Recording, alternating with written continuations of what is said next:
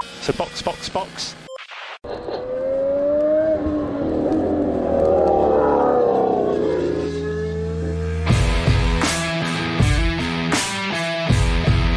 Olá! Sejam muito bem-vindos a mais um episódio do Box Box Box, o original. Eu sou Aninha Ramos e hoje estou aqui com Denis Augusto 70 e Felipe Junqueira. De volta das férias. 70 o quê, Denis?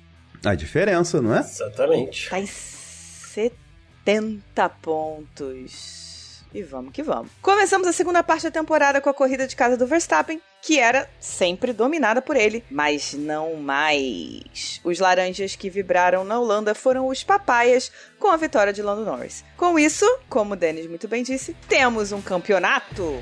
Vamos embora pra pauta.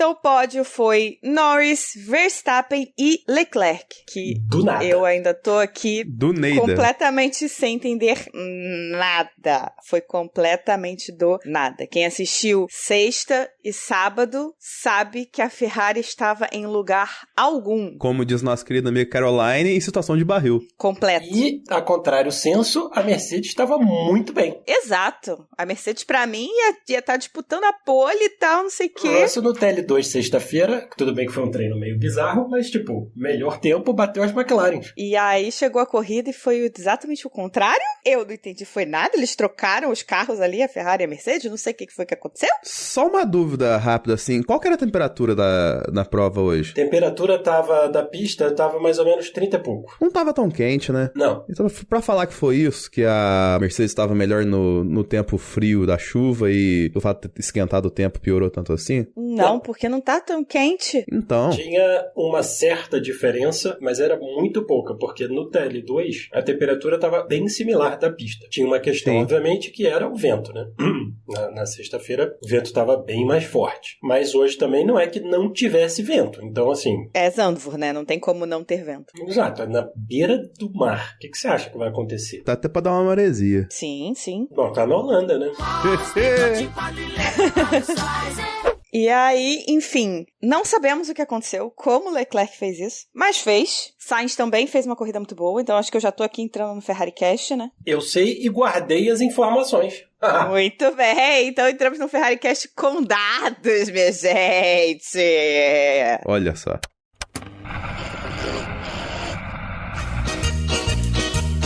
Uma bosta. Competência que chama. Puta que pariu. Ser ferrarista é complexo. Tá difícil ser ferrarista. Foi nada diferente do que a gente já tá acostumado. E aí fudeu 2 campeonatos. Só 2 palavras aí, viu, Bruno? Parabéns. Parabéns, Bruno. Ferrari Cast. Primeira coisa, a Ferrari arriscou a estratégia e deu certo. Número 1. O que já é pendente, mas vamos lá. Número 2. Leclerc fez uma belíssima corrida. Ele usou o que tinha para usar muito bem. Não cometeu nenhum erro. Sainz, exatamente a mesma coisa. O ritmo de corrida do Sainz talvez tenha sido, principalmente no segundo stint, um pouquinho melhor. Ele deu vários passadões na galera, né? Não, o Sainz precisava, certo? O Sainz estava vindo de trás recuperando. Então faz sentido que, Sim. no total, o ritmo de corrida dele tenha sido mais rápido, porque ele precisava acelerar e o Leclerc estava, né? Mas o principal, o momento que valeu a corrida foi o seguinte. Somando a volta entrando no box e a volta saindo do box, in and out lap, o Leclerc e o Russell, que fez exatamente a mesma coisa, ganharam 1 segundo e 3 em cima do Piastri. Não satisfeito, a parada do Leclerc foi a terceira melhor da corrida em tempo total, né? Não só na parada. E a do Piastri teve uma pequena diferença para o Leclerc. Não tão grande, mas teve uma diferença enorme para o Russell. Então, assim, o Russell, se tivesse feito uma parada melhor, teria ganhado mais vantagem ainda. Ia adiantar alguma coisa? Não, né? Como a gente viu, o ritmo de corrida da Mercedes fora do pneu macio, o pneu simplesmente não estava funcionando. Mas, assim, o Leclerc basicamente ganhou do Piastri nessas 2 voltas. E do Russell, né, no final das contas, porque Sim. ele tava atrás dos dois. O Russell já ia dançar, entendeu? Mas, assim, E ia ter um pit stop esquisito do Russell também. Não é tanto assim, mas dá alguma coisa. deu tudo errado para Mercedes. Chegaremos lá. E deu tudo certo pra Ferrari, estranhamente. Exato. Mas assim, o Leclerc, principalmente a volta de saída, né, do box, ele e o Russell, a volta deles foi, assim, não dá pra comparar com ninguém. O Hamilton foi 4 décimos mais lento que os dois, tá? Que o tempo deles foi quase igual. E depois do Hamilton, é o Hamilton de novo, né? A segunda outlap do Hamilton. E depois disso, é mais de um segundo, que aí veio o Piastri. Quer dizer, os dois conseguiram fazer uma mágica na outlap, e principalmente o Leclerc, e aí que eu acho que a gente tem que ressaltar o trabalho que ele fez, que é o seguinte, ele fez isso que usualmente não é bom, porque você dá aquela cozinhada no pneu já na saída, e levou o pneu até o final com ritmo de corrida tranquilo. Óbvio que ele deu uma manejada depois, mas assim, o ritmo de corrida dele foi bom a corrida inteira, quase não variou, que é importante, né? Quer dizer, a degradação do pneu foi suave. A consistência dele foi incrível. Sim, o segundo stint dele é quase a mesma volta atrás de volta, atrás de volta, atrás de volta. Então assim, o Piastri chegou nele? Chegou. Como a gente viu na mão do Norris, o carro era um foguete. Só que, qual é a questão? Número 1, é difícil de ultrapassar. Apesar do Norris ter ultrapassado o Verstappen com uma certa facilidade e tal, é difícil de ultrapassar na pista de Zandvoort. E o Leclerc, que não é bobo nem nada, só precisava defender uma curva, né? Que é a curva do final da reta. Então ele defendeu essa curva, o Piastri, obviamente, cozinhou o pneu, teve que dar uma distância, acabou a corrida. Então assim, o Sainz fez uma corrida muito mais difícil, com um ritmo de corrida quase igual ao do Leclerc, um pouquinho melhor pela situação dele, mas assim, ele largou de 10º, né, obviamente, porque o Albon foi desclassificado, mas assim, não chegou no Q3, porque não tinha carro, ele mesmo falou, tipo assim, ele não falhou porque... Não, ele falou, o carro, eu fiz o que o carro podia fazer e não foi suficiente, ponto final. Ok, na corrida, os dois carros estavam voando, o Sainz fez uma corrida perfeita, tão boa, que assim, Pérez não deu nem pra saída com o Sainz, e o Pérez teve um sábado bem razoável, e assim, a Ferrari, não vou nem dizer que maximizou os pontos, porque ninguém esperaria que eles marcassem esses pontos, eu acho que eles fizeram um milagre nos pontos. Sim, teve uma entrevista no sábado, perguntaram pro Leclerc, tem chance de pódio? Aí ele falou assim, só com milagre. Aí depois ele voltou pra entrevista hoje, né, depois da corrida, aí a repórter, acho que foi a Mara, que é italiana, virou pra ele e falou assim, então, fez um milagre, né? Aí ele deu um sorriso, claro, óbvio, de orelha a orelha, porque ninguém esperava, e eles mesmos estão falando, gente, não sabemos o que aconteceu, a gente não vai ficar, super feliz agora, a gente vai analisar da mesma forma que a gente analisa quando acontece algo muito bizarro, por exemplo, o Canadá, pra gente não, né, botar o carro na frente dos bois. Então, Monza vem com atualização, a Ferrari tá focada nas atualizações em Monza, eles esperaram para Monza porque eles trocaram a esteira do túnel de vento para o carro poder ficar mais baixo e eles poderem verificar mais coisas, que o grande problema da Ferrari foi que eles levaram as atualizações lá da Espanha e o carro passou a quicar muito. Então eles precisavam melhorar essa correlação no túnel de vento, não de dados em si, mas do próprio posicionamento do carro para poder entender melhor como estavam funcionando as atualizações. E aí eles fizeram essa troca durante as férias de verão da Fórmula 1 e fizeram os testes agora nessas últimas 2 semanas e as atualizações vão todas para Monza. Vão funcionar? Não sabemos. Dizem os dados que sim, mas tá difícil. Quantas equipes chegaram com mega upgrade e coisa e tal e não era upgrade? A única que funcionou foi a McLaren. De novo. A McLaren funcionou tudo, né? De novo. Pois é. Devo dizer. Porque ano passado também o grande upgrade deles foi aquele mágico e esse ano mais também. ainda. Eu quero fechar esse Ferrari Cast com uma coisa, uma promessa. Temos aí Monza chegando, GP de casa da Ferrari, quase impossível da Ferrari ganhar uma corrida. Mas há um tempo atrás eu fiz uma promessa que se tiver uma vitória de Charles Leclerc em Monza, eu vou me torturar, e é uma tortura de fato pra mim, lendo alguma fanfic C2, ou seja, que o chip é Carlos e Charles. Pra quem não sabe o que é, fanfic são histórias feitas por fãs de absolutamente qualquer coisa. Normalmente é romance e tudo mais. E tem um grande, mas grande acervo de fanfics sobre Fórmula 1, shippando pilotos, assim. Ship é casal, né? Shippar é quando você torce por um casal e faz histórias com esse casal. Eu sempre fui muito fã de fanfic, mas eu nunca consegui ler nada que fosse de histórias de pessoas reais. Uma coisa é eu estar falando de personagens de um filme ou de um livro. Quando tá tudo no mundo da imaginação, eu acho fanfic um negócio incrível, já escrevi várias, enfim, e lia muito durante a minha adolescência, mas quando tinha coisa de pessoas, de fato, sempre me deu asco, essa é a verdade, eu nunca gostei, me dava nojo, porque eu acho muito bizarro você ficar brincando com a vida de uma pessoa real. Então, pra mim é realmente uma tortura. Sabe aquela coisa que a galera faz de promessa, tipo, vou ficar 1 ano sem tomar refrigerante pra alguma coisa acontecer? Ler uma fanfic de Charles e Carlos, ou seja, 2 pessoas reais, é muito ruim pra mim. É uma coisa que é realmente muito difícil. Então, eu fiz essa promessa de que se Charles Leclerc ganhar em Monza esse ano, esse final de semana, né, eu vou ler uma fanfic de Carlos e Charles. E aí, eu leio um pedacinho aqui pra vocês também, já pra vocês verem, que eu estou fazendo de fato, estou pagando a minha promessa, e 2, pra vocês rirem um pouquinho com a minha dor, porque eu acho que, né, já que eu vou sofrer, pelo menos eu trago entretenimento pra vocês. Então torçam aí pra Charles Leclerc ganhar em Monza, pra vocês rirem na minha cara sofrendo com esses negócios, tá bom? Eu acho que, assim, a grande questão dessa corrida, e foi exatamente o contrário, né, Mercedes e Ferrari, eu achei que foi muito curioso essa questão, porque a Mercedes chegou voando, né, terminaram a primeira metade do ano 1-2 na Bélgica, várias vitórias já, tipo, o carro tava voando. O ritmo do carro só existia no pneu macio. O Hamilton, no segundo stint dele, deu uma travada de pneu tão giga que teve que trocar mais uma vez, porque tava sacudindo o carro, quer dizer, não é o usual. E assim, desapareceu a performance do carro. O Russell não fez nada na corrida, nada. Ele só foi perdendo posição. O Hamilton veio lá de trás. O Hamilton, aliás, assim, ele fez uma corridaça. Pilotou muito, cara, porque ele passou quando tinha que passar, ele deu as voltas quando tinha que dar, assim, foi tudo perfeito. Só que não tinha performance no carro. Quando ele saiu, ele deu 23 ou 24 voltas de macio, triturando todo mundo. Trocou de pneu, acabou a performance do carro. Aí voltou pro macio e vambora. O carro da Mercedes no pneu duro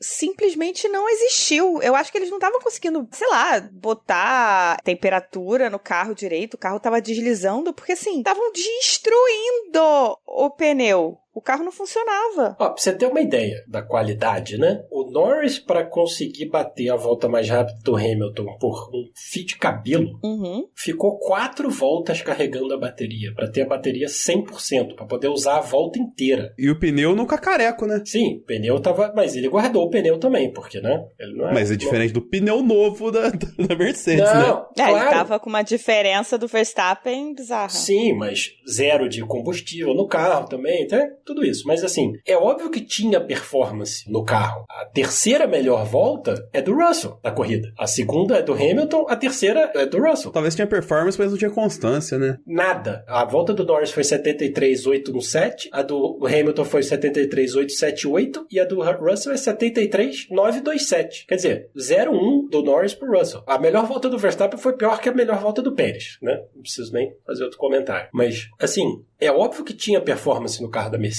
mas só em um tipo de pneu. E foi com os dois, né? O Russell largou de médio, imediatamente começou a ficar para trás, foi pro duro, também não funcionou, foi pro macio, tava perdida a corrida. O Hamilton veio lá de trás de macio, passando por cima de todo mundo, trocou pro duro, não aconteceu nada, tanto que ele deu 25 voltas de duro e os 2 stints dele de macio foi 24 e 23 voltas. Porque o pneu macio velho era melhor que qualquer coisa que o duro pudesse entregar para ele. Muito louco, né? O Toto Wolff falou no final da corrida, a gente não tem explicação pro que aconteceu. A gente precisa entender. O tanto que a Ferrari não tem explicação para como eles foram tão bem, a Mercedes não tem explicação para como eles foram tão mal.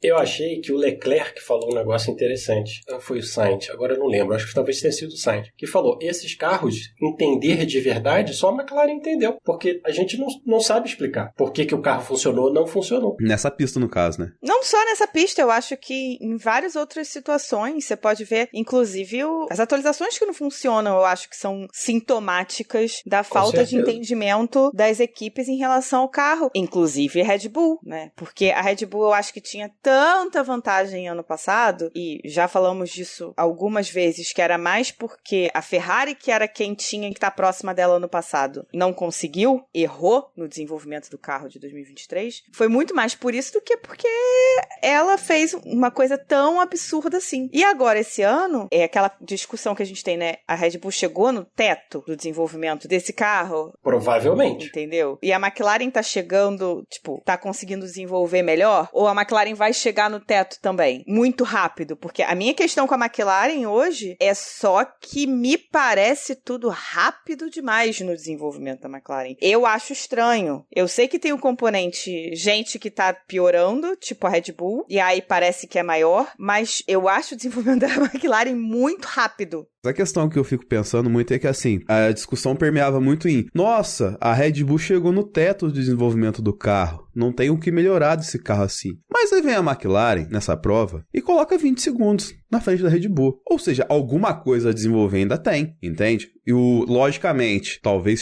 tenha chegado ao teto da Red Bull perante o que a gente já vem falando desde o começo do ano, da bagunça que a Red Bull é. Então, se alguma coisa pra melhorar esses carros ainda tem. A McLaren tá provando isso. A menos que surja uma coisa suspeita, mas... Cara, é como a Aninha falou, é questão desse desenvolvimento rápido da McLaren. Mas é uma tendência que a McLaren vem desde o ano passado. Você lembra, no começo do ano passado, o carro saiu do Bahrein e falou assim, ó, esse carro a gente já vai mudar porque ele tá um lixo. E foi crescendo gradualmente ao longo do ano e chegou a segunda força no final do ano. Esse ano eles conseguiram começar como segunda força e agora, tipo, segue gradual, entende? Não, mas eu acho que tem uma diferença desse ano pro ano passado. Ano passado eles chegaram no Bahrein falando que aquele não era o carro final, que eles não tinham terminado o carro. Então, eles estavam fazendo o desenvolvimento. O carro deles era o pior. Era muito ruim, era o pior. Mas eles chegaram falando, esse aqui não é o carro que a gente queria ter entregue neste momento. Não era o carro pra gente começar o ano. A gente não terminou o que a gente tinha que fazer. Eles meio que fizeram o que deu pra poder chegar no teste do Bahrein. Quando chegou nos testes do Bahrein, fizeram os testes, aí tinham mais dados, viram a comparação com a Red Bull e mudaram ali, acertaram o curso, o que fez com que a atualização que chegou realmente desse uns frutos meio bizarros. Mas eu acho que faz um sentido, inclusive, considerando o teto de gastos, porque eles não tinham feito tudo no carro logo no início do ano. Esse ano, não. Esse ano eles fizeram um carro bom no início do ano, era Sim. A terceira força, a Ferrari ainda era a segunda no início do ano. Aí chegou em Miami, eles levaram a primeira atualização. O carro deu um passo ainda maior, aí começou a brigar ali com a Ferrari de segunda força. Aí Ferrari ganha Mônaco, não sei o quê. Aí a Mercedes chega no Canadá. E aí na perna da Europa, eles eram outro passo à frente. E a Red Bull deu um passo atrás e a Ferrari deu um passo atrás. Ok, beleza. Red Bull e Ferrari deram passos atrás, mas a McLaren ainda deu mais um passo. E agora, deu mais um com essas atualizações dessa vez. Entendeu? Sim. Então, assim, a gente tá com um carro que foi feito por completo no início do ano, mais 3 atualizações que funcionaram muito bem. Ok, a atualização certa é uma coisa. Agora, quantidade de atualização e a atualização robusta como eles estão levando é algo que, dentro de teto de gastos, é estranho pra mim, porque eles estão levando, tipo, atualizações robustas, não é qualquer coisinha. Então, eu tô achando tudo muito rápido na McLaren. Significa que tem alguma coisa errada? Não, eles podem estar só trabalhando super bem. Mas pra mim é muito estranho ver esse ritmo de desenvolvimento da McLaren. O salário de piloto não entra no teto de gasto, né? Não, pilotos não e 3 salários executivos. Então normalmente fica ali o TP e os chefes de engenharia, alguma coisa assim. E que talvez a operação da McLaren não seja tão cara, como na Red Bull, por exemplo. Entende? E quando você acerta o caminho, fica mais barato pra você dar upgrade. Sim. Mas tem o seguinte, assim, o carro da Red Bull já estava muito bem desenvolvido, certo? E aí, para você achar mais 1 décimo, 2 décimos, 3 décimos, começa a ficar caro demais. É proibitivo você extrair mais 1, 2 décimos desse carro. E o que acontece? O carro da Red Bull sempre teve um problema fundamental, que não era um problema porque ninguém chegava perto deles. Agora é um problema. Essa questão deles não conseguirem navegar a zebra direito sem descompensar o carro. Que é mais uma vez o zebra alto estragando Fórmula 1, né? Mas olha só, quando eles tinham meio segundo pra todo mundo, não tem problema. Levanta o carro um pouquinho, perde 2 décimos e sobe em todas as zebras. Agora, não dá, bicho. O próprio Verstappen, esse final de semana depois do quali, que falaram, né, mas a sua última volta, que você fez um errinho, você acha? Ele falou, cara, todas as minhas voltas foram daquele jeito. Por quê? Porque ele tá tendo que fazer mágica com o carro, só que o carro não aceita. Então, ele deu uma saída, acho que foi na 11 ou na 12, deu em todas as voltas. Na outra volta ele deu uma saída na 5, na outra, entendeu? Então, assim, porque o carro fundamentalmente tem um problema que eles não conseguem resolver, e eles estão tentando. Não é que eles tipo, vamos viver com isso. Eles estão tentando, só que eles não conseguem resolver. Não consegue, né? E talvez não seja possível resolver. Não consegue. Talvez não seja possível, porque vai custar tanto, eles vão ter que mudar tanta coisa que não é possível. Vai ter que gastar menos com merenda agora, né? Então... E a McLaren, o mais assustador é o seguinte, qual é a pista que o carro da McLaren não funciona? Não teve pista até agora que o carro não funcionasse. Essa Zandvoort, você vai comparar com a Hungria. Quem foi em pole na Hungria? Quem ganhou, não, entendeu? Se você olhar pra frente agora, qual é a pista que a Red Bull vai ser o melhor carro? Com certeza. Na Red Bull, ano passado, tinha o calcanhar de Aquiles, que era Singapura, né? Agora, a tendência desse ano da McLaren é ganhar Singapura também. Não, a tendência desse ano pra Red Bull e Singapura vai ser largar de último, né? Porque assim... Olha só, o André Stella falou hoje para o Norris, depois da corrida, que ele gostaria que o Norris se inspirasse naquele 2013 do Vettel, que o Vettel ganhou 9 corridas seguidas. Uhum. Por isso eu comecei então, falando assim, com 70 aqui. E, assim, tem um problema, né? São 258 pontos até o final. Uhum. Se o Verstappen conseguir ficar em segundo, que ele tem conseguido... Vai faltar... A gente tá contando com o sprint. Não, com o sprint, contando tudo. O Norris tem que ganhar todas as corridas. Sim. Basicamente. Mas ainda acho que falta 4 pontos ainda. Se ele ganhar tudo, fizer a volta mais rápida, não sei o que, papá, ele consegue ganhar. Tá, aí a questão, o problema é a volta mais rápida, entendeu? Não, o problema é a volta mais rápida e o problema é você conseguir fazer isso. Mas eu acho que o problema maior nem é esse, cara. Não, olha só, não é à toa que o 2013 do Vettel entendeu? É que o 2013 do Vettel era o Max com o RB19 ano passado, que era ganhar com 30 segundos na frente, fazendo volta mais rápida. É, porque assim, pro Lando fazer isso esse ano é tipo o que o Binotto falou em 2022, quando falaram pra ele, então acabou a disputa do campeonato, ele, não, a gente pode ganhar 10 corridas até o final do ano. Tipo, é isso.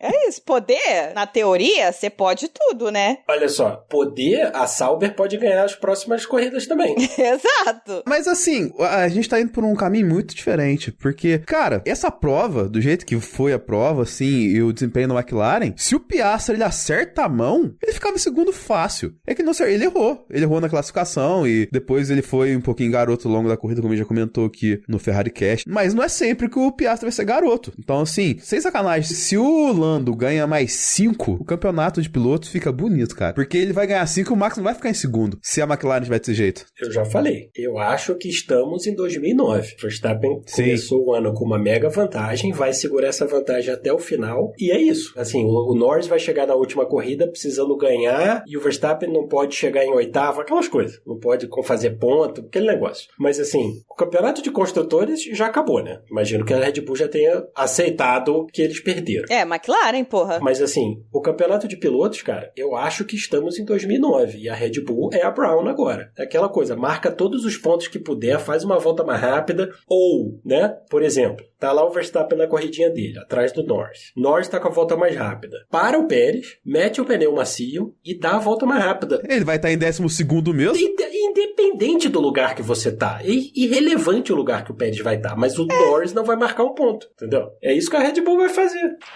Pra Red Bull, é mais importante o campeonato de pilotos do que o campeonato de construtores. Porque a parte financeira do campeonato de construtores, a Red Bull repõe com facilidade. Porque a Red Bull não é construtora. Também, sim, com o Checo. Mas a Red Bull não é construtora. Agora, vai fazer motor agora. Mas assim, não é o core business da Red Bull. O core business da Red Bull é vender latinha. Isso é uma empresa de marketing. Exatamente. Então, a Red Bull repõe o dinheiro com muita facilidade. Então, o foco da Red Bull não é campeonato de construtores. É campeonato de pilotos. Porque é o campeonato que dá status pra Red Bull. É ter o campeonato de pilotos. Se não fosse assim, eles tinham dançado. Então é melhor que seja o campeonato de pilotos o foco deles, porque os de construtores, eles já rodaram. Não, e assim, o próprio posicionamento da Red Bull de manter o Pérez, tipo, foda-se o campeonato de construtores, que assim, eles não vão fazer o Pérez melhorar o suficiente pra bater o Piastri durante as corridas. Essa corrida foi uma das melhores corridas do Pérez no ano, uma das melhores classificações do Pérez no ano, e ele foi mal. E foi péssimo. Ele chegou atrás de um maluco que não chegou no Q3. Ele perdeu pro Sainz que não chegou no Q3, cara. Ele só ficou na frente do Russell por causa da estratégia louca da Mercedes lá, cara. Sim, pois ele ia perder pro Russell, o Hamilton não ia chegar nele, porque ele não ia ter pneu pra chegar, mas assim, ele ia perder pro Russell também. E ele perdeu pro Leclerc na largada, e assim, o Leclerc mandou muito bem. Foi uma manobra incrível do Leclerc. O Gasly também, a largada do Gasly também merece, né, ser ressaltada, porque ele também fez uma manobra incrível, meteu por fora do Alonso, foi demais. Mas assim, o Pérez foi ultrapassado pelo Leclerc e sumiu do Leclerc. Sim, nossa. E tchau.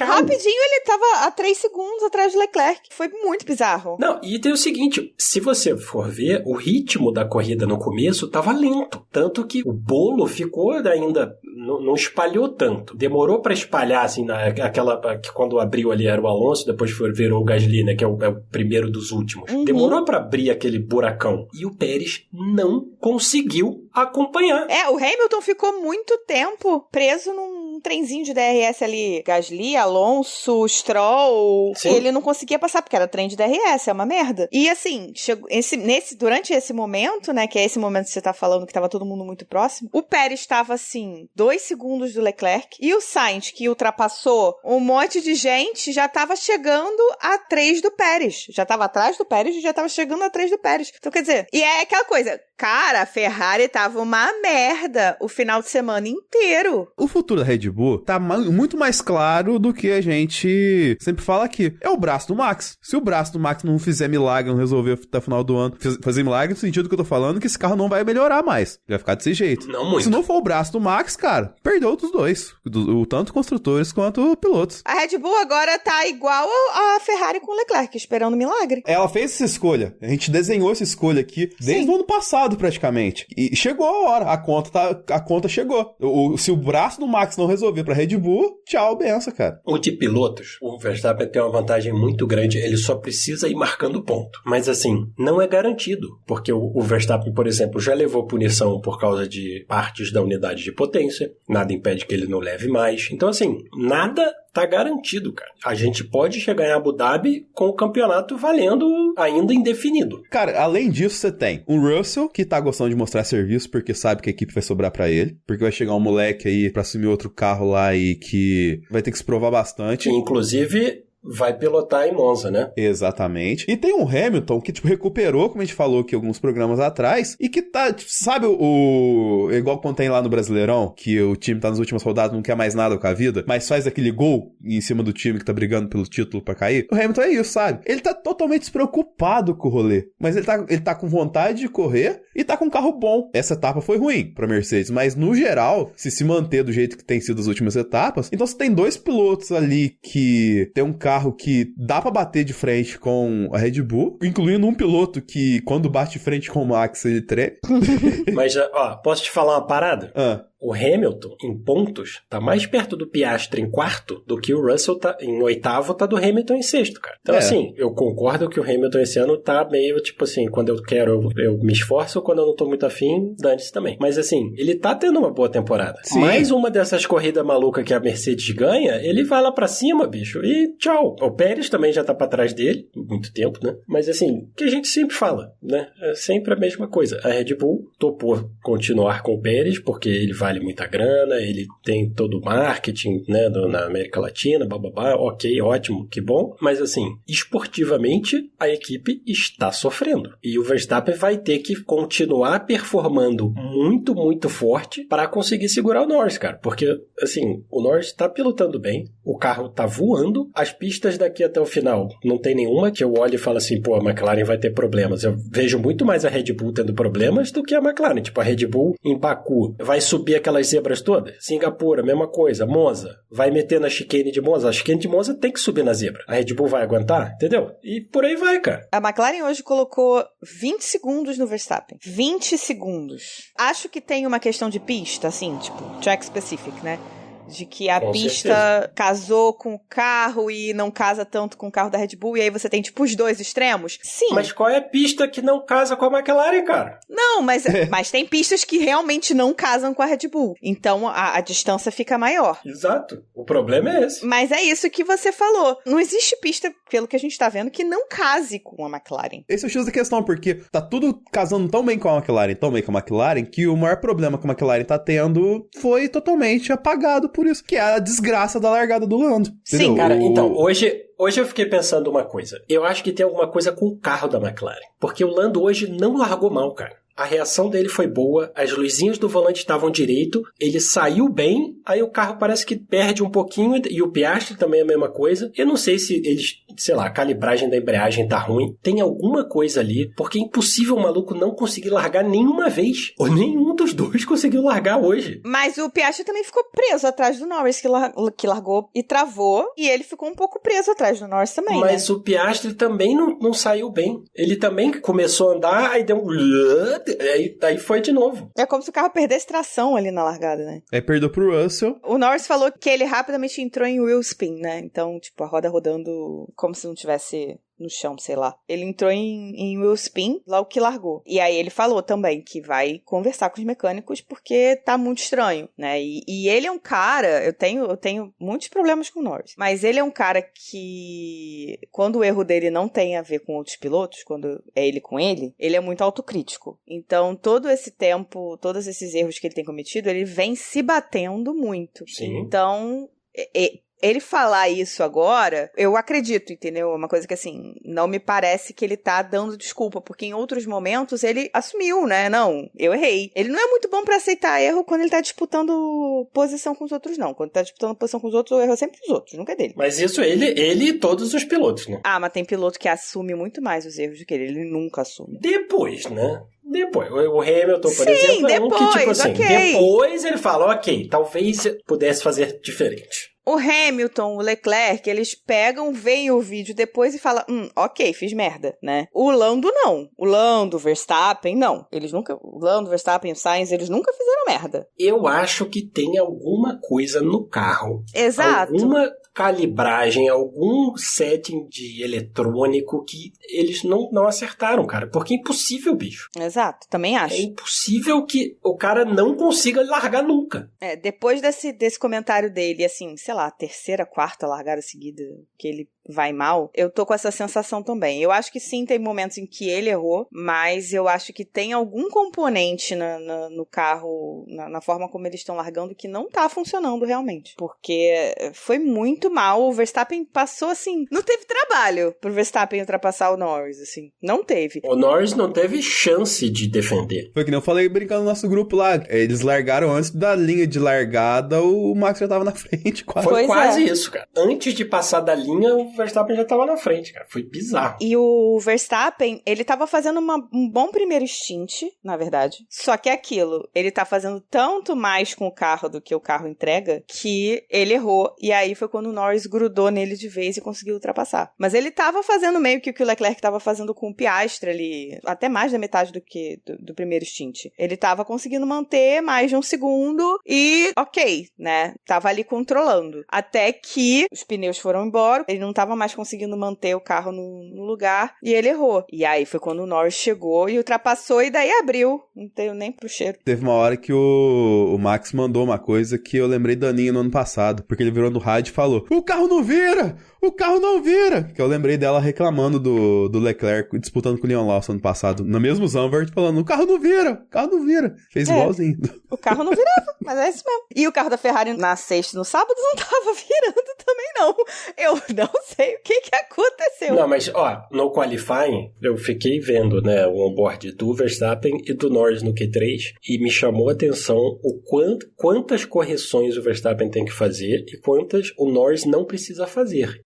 sei lá, 6 meses atrás, o carro da Red Bull, o Verstappen dirigia como se fosse carrinho de bate-bate. Você vira o volante, ele vai, você vira o volante, ele vai, você vira o volante, ele vai e tchau. Não precisa corrigir nada, o carro tá na mão. E, claramente, aquele carro não existe mais. E assim, não tô falando do ano passado, tô falando desse ano. Começo desse ano, se você vê o onboard da Red Bull, o carro faz o que o piloto pede. E isso não é mais verdade. O carro perdeu a frente, cara. É muito louco como eles conseguiram perder a frente dos carros, a Red Bull e a Ferrari. Enquanto isso, a Mercedes e a McLaren conseguiram colocar o carro com a frente forte o suficiente para conseguirem dirigir com mais facilidade. Estamos aqui, né, ignorando a Mercedes de hoje com pneus duros, por favor, porque foi completamente ponto fora da curva. Não sabemos o que aconteceu. Não sabemos o que aconteceu. Além deles, vale a gente destacar também a corrida do Gasly, que eu acho que a gente falou assim por alto, né? O Felipe falou que a largada dele foi muito boa e foi. A corrida toda foi boa. O Gasly... Só que a corrida toda foi boa. E, mais importante, né? O Gasly não está mais atrás do Oliver Behrman. Behrman caiu para 15º no campeonato. Parabéns! Aê! Parabéns, Gasly! E o amigo dele, o Ocon, ainda está atrás do Behrman. Aí. Tem uma coisa importante da Alpine também, que carece de fontes. Eu ouvi isso em alguém que estava fazendo cobertura esse fim de semana, mas saiu um comunicado de que eles não vão ter um motor Mercedes, porque não faz sentido para as pessoas que trabalham na organização da Alpine, da Renault, porque a Alpine tá lá pra ser uma equipe construtora de motores, assim, entendeu? Então, por que eles vão atrás de um motor da Mercedes? Eu não lembro onde foi o comunicado, se foi no Grande Prêmio, foi no Motorsport e tal, mas eu acho que parte do comunicado, quem tava lendo, falou que trocar o motor da Alpine seria um desrespeito com as pessoas que trabalham desenvolvendo esse motor, porque não faz sentido, tipo, cara, o trabalho deles na fábrica é desenvolver um motor pra Fórmula 1 e eles não vai valorizar pra isso, sabe? Pois é, mas o governo regional de onde é a fábrica da Alpine já está envolvido na questão, porque eles obviamente não querem perder todos os empregos que isso representa. Então, assim, sim, isso é típico de equipe francesa, né? Tudo vira briga política e tudo mais, sempre foi assim. Eles só não queimam carros porque eles têm que colocar os carros pra correr, né? Então... Não, sempre foi assim. Desde a década de 80, aliás, 79, né, que a Renault começou, sempre foi assim. Sempre teve essas brigas. Mas, assim, é uma questão, porque, assim, a Alpine não tem cliente, cara. Isso é uma desvantagem bizarra. A grande questão é que a chefia da Renault queria, de fato, fechar a fábrica e não fazer mais o motor. Sim. Não era uma questão de, vamos continuar fazendo motor e continuar aqui com a fábrica e tal, mas a Alpine vai ser Mercedes. Não. A ideia deles era fechar a fábrica. Por isso a Alpine precisava procurar outro motor. É esse o caminho, não o contrário. Só que deu greve, deu treta política, treta governamental, né? Porque é uma fábrica gigantesca. Numa região que é mais para pobre. Exato. Acho que são 500 vagas, 500 empregos, assim, aproximadamente, que ficam em jogo, tá? E aí tá rolando toda uma briga em relação a isso. Então, muito além da questão pista, a decisão de fechar a fábrica pode ser que, na verdade, seja resolvida por uma questão socioeconômica. Sim. Como tudo na França sempre termina numa briga do gênero, entendeu? É sempre assim. Mas, assim, é uma questão pra Alpine esse negócio de não ter cliente, cara. Porque sim, é só os dados deles. É só você ver o seguinte, o MotoGP, a Ducati hoje em dia domina o MotoGP. E aí eles próprios falam, tipo assim, eles chegam na sexta-feira, tem uma sexta-feira ruim. Ruim que eles não ficam todos na frente. Mas, cara, eles pegam, tem 8 motos pra você pegar, estudar dados e ver o que dá pra fazer, qual é o acerto, não sei o que, blá, blá, blá. A Mercedes tem 3 equipes com motor Mercedes. 3 não, 4. A Mercedes tem a Williams, a Aston Martin, a própria Mercedes e a McLaren. A Ferrari tem 3. É óbvio que faz diferença, bicho. Exato. E sendo uma dessas equipes, a McLaren. Que é sempre legal ver o cliente ganhar do... Eu adoro. Ainda falando sobre a Alpine, tivemos o nosso segundo rookie anunciado esse final de semana. Jack Doohan. Finalmente. Vai correr junto com o Gasly, mais um australiano, né? Filho do craque do motociclismo. Quando eu comecei a acompanhar o automobilismo, o pai dele era o cara, né? Ele é o filho do Mick Doohan, que é multicampeão de moto. Eu vou falar uma coisa que não faz tanto sentido, mas o Jack Doohan, ele tem cara de piloto. Tem cara de piloto. Só me falar, esse cara de fato ele é um piloto, entendeu? Vou confessar uma coisa. O Jack Doohan é bonito para um caceta, maluco. Eu tenho um crushzinho no Jack Doohan, ele é muito gato. Eu não falei no sentido de ser bonito, não. Olha só, ele é gente boa, ele claramente é bom piloto, é óbvio que ele é. Ele é um cara que entende do esporte, ele sabe explicar, quer dizer, obviamente é um cara inteligente e o cara é bonito para um caceta, mano. Ele é muito bonito. É até sacanagem isso. Se eu não me engano, foi ele que deu uma carona pra um amigo virtual nosso, meu do Felipe, o Michael.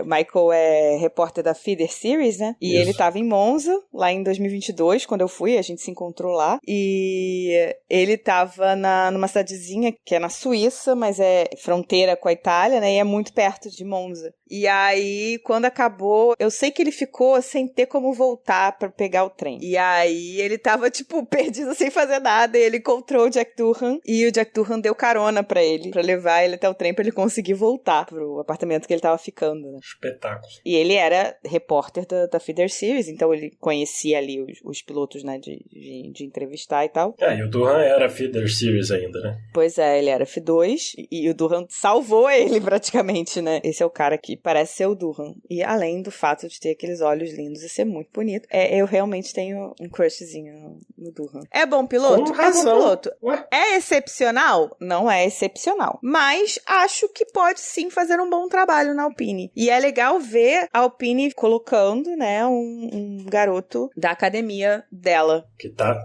difícil hoje em dia, o pessoal da academia chegar. Cara, e assim, se você for pensar nos pilotos, né, que estão subindo, assim, na real, a Red Bull, que é a grande fomentadora de talentos, de fato é, se você pegar hoje o grid, tem muito piloto que era Red Bull, que veio da academia da Red Bull. Ela foi a única que não subiu ninguém. E que não sobe ninguém há algum tempo. Não sobe ninguém há bastante tempo. Não sobe ninguém desde Tsunoda. Mesmo tendo claramente uma vaga, né? Sim, o Tsunoda foi o último Red Bull a subir. Aí o Piastri subiu, tudo bem que não foi via Alpine, mas subiu. O Piastri é da academia da Alpine, né? Vale lembrar.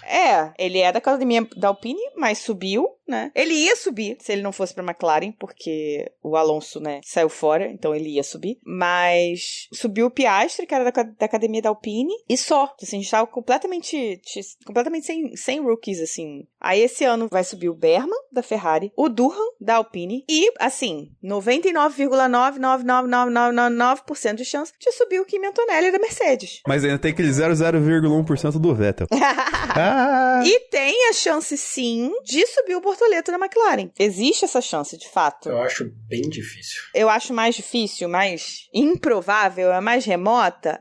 Mas existe de fato negociações, inclusive que o Alonso tá participando. O Alonso falou isso em entrevista. E falou que não é só com a Audi que eles estão conversando pra carreira do Bortoleto, com outras também. É claro, não significa que seja pra 2025, pode ser pra 2026. Mas existe a possibilidade de um rookie da academia da McLaren subir. E cadê a academia da Red Bull?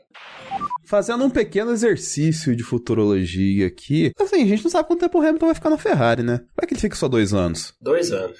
2 mais 1, né? Depois disso, valeu, galera. Então, tipo, aí essa vaga da Ferrari, ela, logicamente, pode ir pro Berman, mas indo pro Berman abre vaga lá atrás. Então, assim, a gente tá vendo um dominó que a gente queria ver antes agora? Sim, mas a gente tá perto, talvez, de ver outro dominó também. E isso é bem legal, na verdade. Porque tem pra 2026... 2026 não, que eu acho que o Hamilton não sai 2026. Ele sai 2026 pra 27. Seria 27. Mas eu acho que 26 vai ser o último ano do Alonso. Tá mais do que na hora. Corre grandíssimo risco de ser o último ano do Verstappen, porque eu acho que o Verstappen vai olhar pra esses carros de 26 e vai falar, nope, não quero, obrigada, tchau, fui.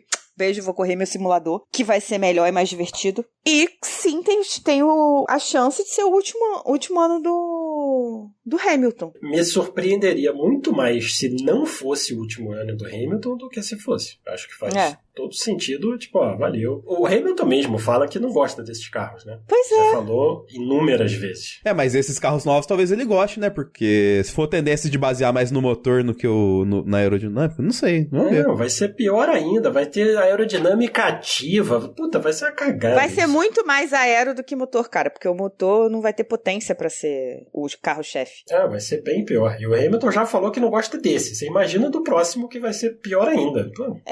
E todos eles estão reclamando que o carro é super, super maravilhoso na reta, mas chega na curva, ele vira igual um trator. E assim, vamos combinar, né? O divertido de dirigir carro é fazer curva. Andar reto não tem graça nenhuma. Nada mais sem graça que tem é acelerar na reta. Pode acelerar na curva. Pois é. Então, assim, tem muita gente pra sair pra 2026. Tem o Pérez, que a gente, na verdade, não sabe. Provavelmente o Pérez vai sair 25. Eu acho que o Pérez não fica pra 25. Tem o Ricardo, que talvez fique pra 25, enquanto a Red Bull decide o que fazer pra pessoa que vai ficar junto com o Verstappen. Ah, e tem o Lawson pra vir também. Porque eu acho, honesto de verdade, eu acho que o Pérez sai no final de 24. O Tsunoda sobe pra Red Bull pra 25 por um ano e pro Lawson entrar. É o único movimento que faz algum sentido. Porque não tem como eles continuarem com o Pérez, gente. Não tem. E eles sabem disso. O problema é que as coisas fazerem sentido na Red Bull não é exatamente o comum, né? Esse é o grande X da questão. E o Marco e o Horner estão num cabo de guerra falando que sim, o Lawson vai ter um lugar pra correr ano que vem na Fórmula 1. Aí o Marco falou isso. Aí depois o Horner falou, a gente tem que resolver a vida dele, senão ele tá livre pra correr em outro lugar. Ele tá livre pra correr onde ele quiser. Mas, hoje o Toby da Amos publicou hoje. O Toto Wolff rejeitou completamente a possibilidade do Antonelli para Williams, mas o Marco, e assim, de novo, né? Declaração do Marco, né? Não pode escrever nem com lápis no papel, porque de repente vai gastar o papel, tem que só guardar na memória. Nem do Marco, nem do Horner, né, gente? Por favor, não se esqueçam disso. Mas o Toto falou que eles não querem botar o Antonelli na Williams, que ele vai continuar com o programa de treinamento que ele tá fazendo e tá tudo bem, mas o Marco falou que experiência é sempre bom para um piloto novo e que se ele pudesse ganhar um pouco de experiência, a gente não ia, né, atrapalhar o caminho dele, blá, blá, blá, que obviamente se vocês forem demitir o Sargent, por favor, pega o nosso amigo aqui para ganhar um pouquinho de experiência. Já que falamos disso, antes da gente terminar, preciso pontuar aqui o péssimo gerenciamento de pilotos que o Vals tá fazendo na Williams. Tá complexo. Assim, independentemente de, não quero mais o Sargent pro ano que vem, lá, ok. Todo o seu direito, o Sainz é muito mais piloto, realmente foi uma contratação muito importante para Williams, vai fazer um puta trabalho? Sim, mas o que o Vals fez com o Sargent esse ano está sendo maldoso, assim, chega a ser maldade. Ele deu a panca do ano? Deu. Mas não por conta de que... mas o Albon tinha dado a panca do ano, né? Isso, o Albon destruiu o carro dele e eles deram o carro do Sargent pro Albon. Ali, acabou a temporada do Albon, do Sargent. Total. Porque o cara já tá se achando em perigo, que tá mesmo. Então é óbvio que a confiança tá mal. Aí o teu companheiro de equipe destrói o carro, aí dão o teu carro pra ele e te tiram do... Porra, acabou.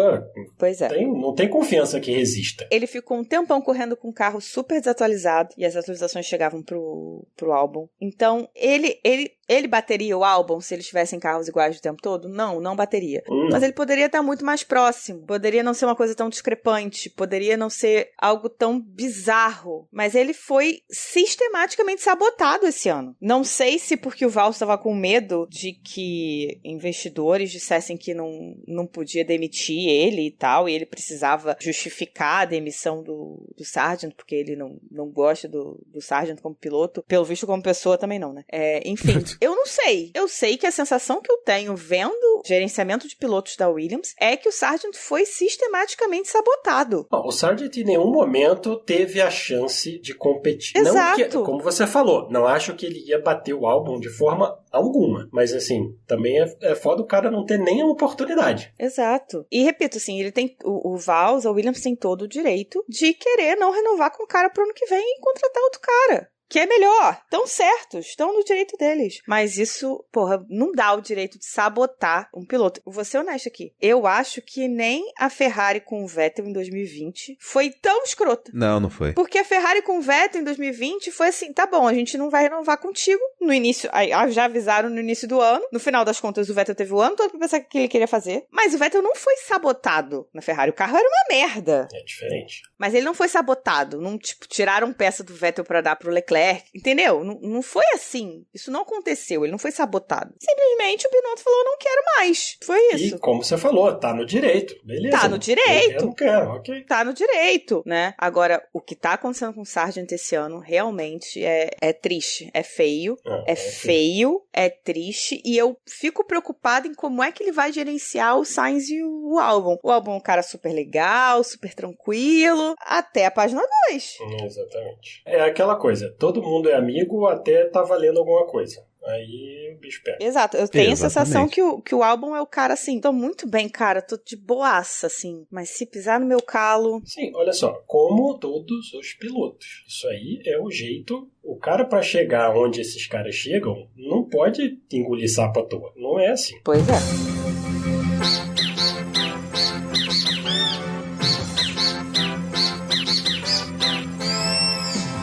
Interrompemos o nosso rente contra James Vowles para avisar que Logan Sargent foi chutado da Williams e em seu lugar vai entrar Franco Colapinto, piloto argentino da Fórmula 2. Então, acho que o rente contra o James Vowles continua sendo válido, porque o Sargent claramente tem sido boicotado e culminou nessa saída. Nada contra Franco Colapinto, acredito que ele é um ótimo piloto que muito provavelmente teria lugar na Fórmula 1 em algum momento, mas toda a situação do Sargent deixa um gosto amargo assim na boca de ver. Sem contar que pro próximo ano a Williams já tem 2 pilotos, então botar o Colapinto ali é realmente só para tirar o Sargent. E a justificativa do Vowles é que eles precisam de um piloto que vá ganhar mais pontos para a equipe, né? E causar menos danos, porque o Sargent, de acordo com tudo que a Williams e que o Vowles tem apresentado, eles entendem que o Sargent estava batendo demais. Mas vamos combinar que você vai colocar um rookie, né? Um cara novato que andou de Fórmula 1 em um treino livre para correr corridas como Monza, Baku,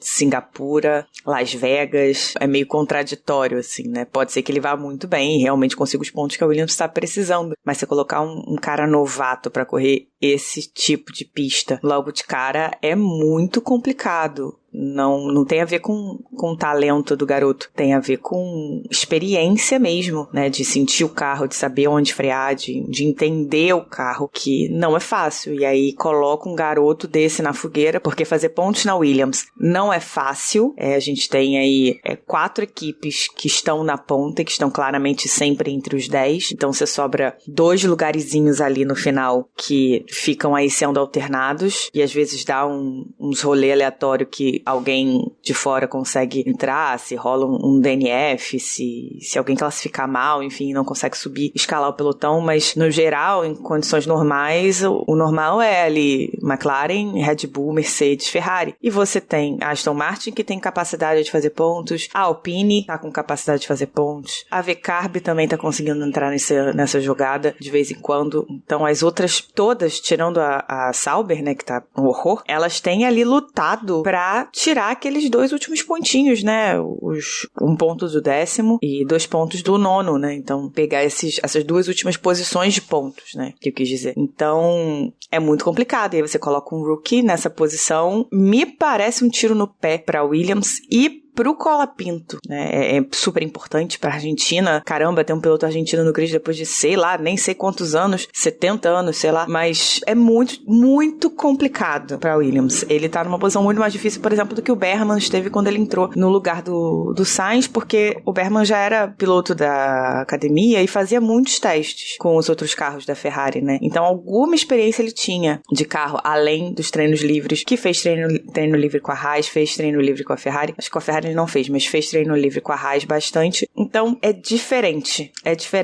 Enfim, tenho medo de que isso queime o garoto. Agora, no momento, eu tô meio que pouco me lixando pros resultados da Williams, porque o Vowles, pra mim, tá saindo um péssimo gestor de pilotos. Péssimo, assim. A contratação do Sainz foi ótima, foi incrível pra Williams, mas em contrapartida, ele não soube gerenciar os pilotos dele o ano todo, principalmente o Sargent. Realmente parecia que ele tava boicotando o Sargent pra conseguir abrir essa vaga, pra conseguir fazer uma contratação majestosa, né, super importante, que marcasse o nome dele, tipo, o cara que levou o Carlos Sainz pra Williams. Não gosto do que tá acontecendo na Williams, nesse sentido. Vamos ver o que acontece. Aproveitando o ensejo, estamos aí em Race Week de Monza e, aparentemente, o Kimi Antonelli deve ser anunciado pela Mercedes essa semana, provavelmente já na quinta-feira, durante as rodadas de entrevistas, né?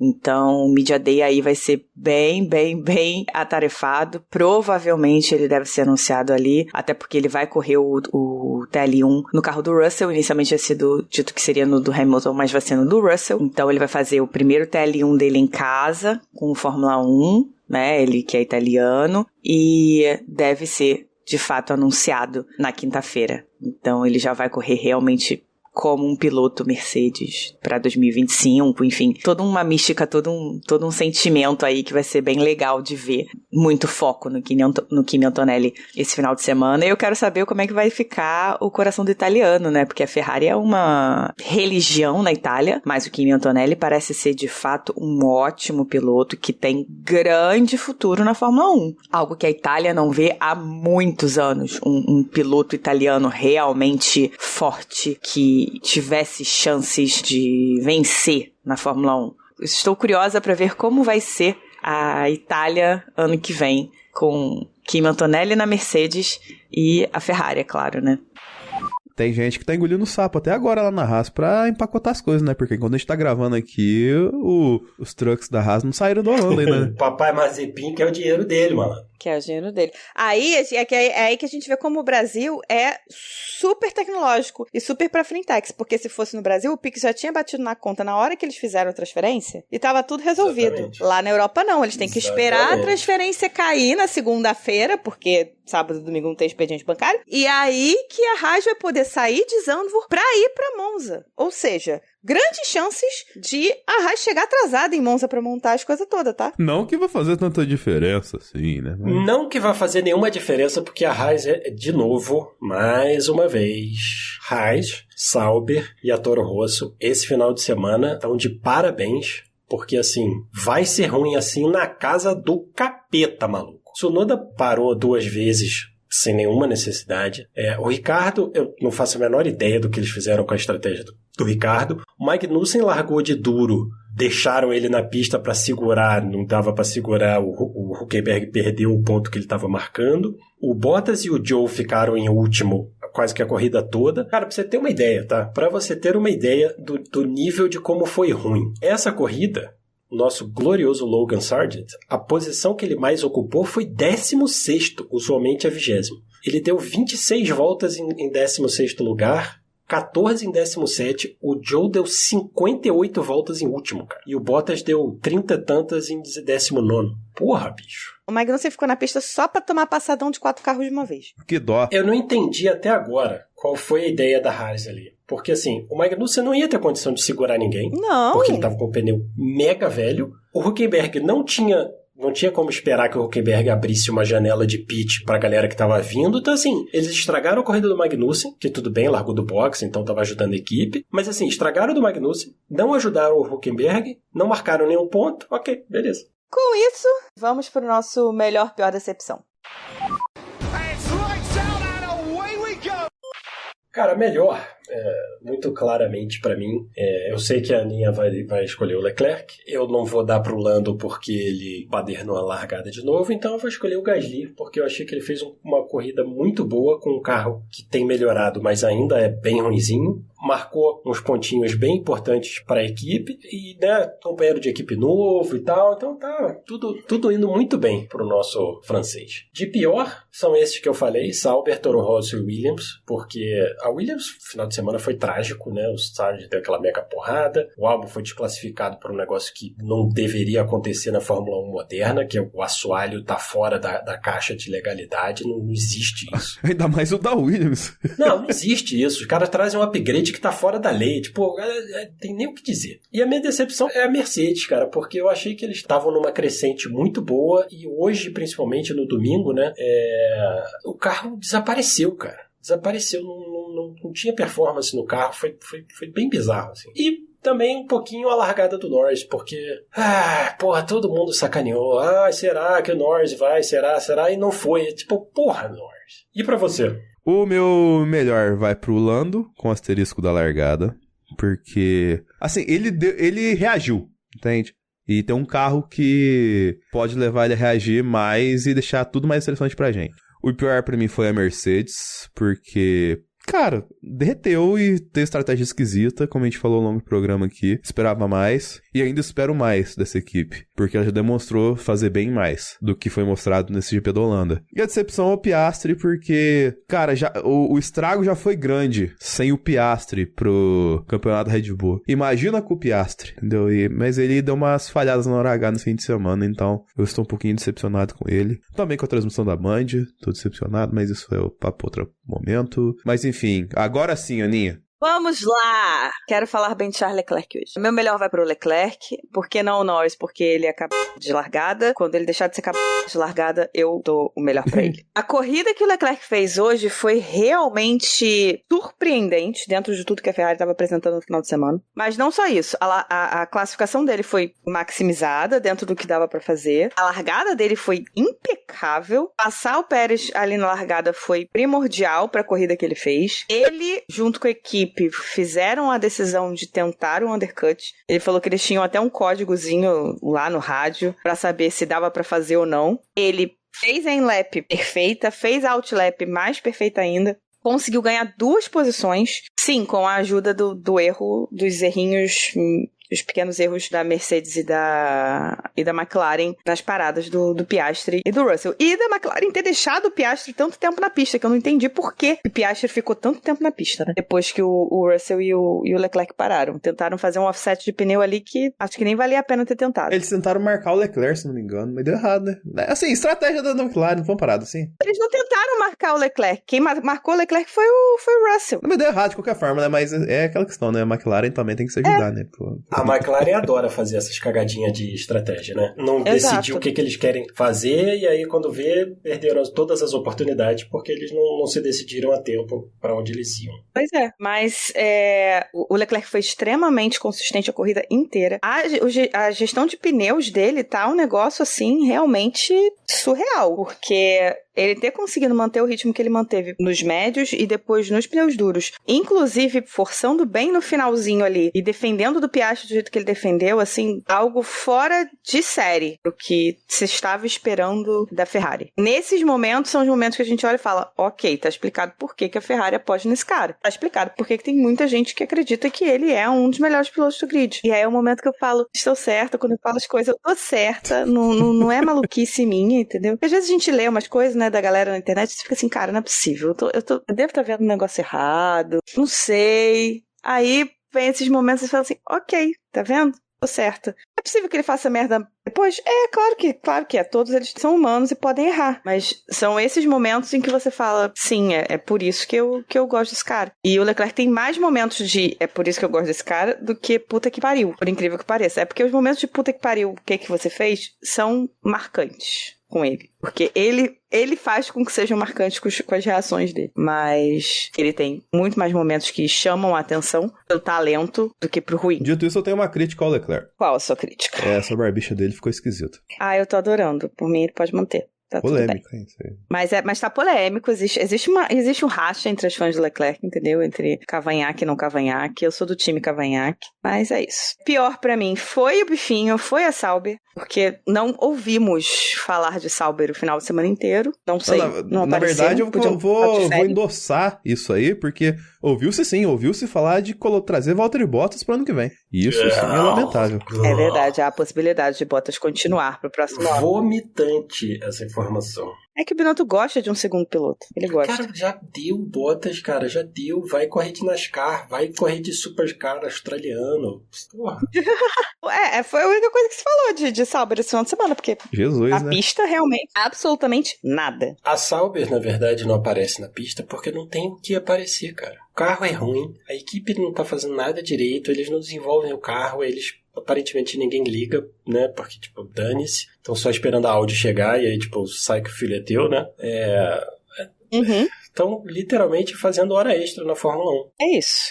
E minha decepção vai para a Mercedes, que todo mundo esperava muito mais. E simplesmente derreteu, como disse o Dennis. Mercedes derreteu na corrida quando botou os pneus duros. E é aquilo, precisa entender por quê. Pelos pneus macios estava muito bem, obrigada, o ritmo estava muito bom. Agora botou pneu duro, sumiu. E eu acho que muito do resultado da Ferrari também tem a ver com isso. Não só que a Ferrari foi muito bem, e foi. O ritmo de corrida da Ferrari estava ali, do Leclerc estava ali próximo do Verstappen, tava virando quase junto com o Verstappen, boa parte do segundo stint. Tava segurando o Piastri, tinha voltas que conseguia chegar. Tudo bem que o Norris estava bem gerenciando o pneu, mas tinha volta que o Leclerc conseguia chegar no ritmo do Norris também. Mas a falta dos carros da Mercedes, né, do ritmo dos carros da Mercedes, não ter mais o Russell ali no meio, o Leclerc ter conseguido dar o undercut no Russell, não ter o Hamilton na disputa, também ajudou muito para esse resultado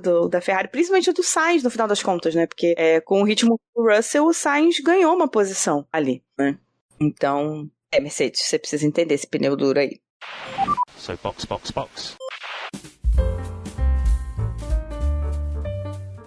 Bom, finalizamos e antes da gente dar adeus, vamos, como sempre, agradecer aos nossos queridíssimos apoiadores, que sem eles nós não existiríamos. Então, aos nossos apoiadores Monza, nosso agradecimento de coração, e aos nossos apoiadores Silverstone, Interlagos e Mônaco, nossos agradecimentos vão para Leonardo Fernandes, Hugo Costermani, Leco Ferreira, Fernando Jambeiro, Bruna Soares, Carol Polita, Jaime de Oliveira, Diogo Moreira, Ed Silva, Bruno Lopes, Jéssica de Araújo, Eric Adriolo e Viviane Rocha. O nosso muitíssimo obrigado. Obrigado, hein? Isso aí. Pra quem quiser falar com a gente, @cashboxboxbox no Twitter e no Instagram, @boxboxboxpodcast no YouTube, nosso e-mail e chave do Pix, muito importante, podcastboxboxbox@gmail.com. Não se esqueçam de avaliar a gente no seu reprodutor de áudio com 5 estrelas, thumbs up, o que o seu reprodutor permitir, e estaremos de volta semana que vem, depois do GP de Monza, casa da Ferrari, que provavelmente vai ser ganha por uma McLaren, mas enfim, paciência. Beijos e box. Box. Box.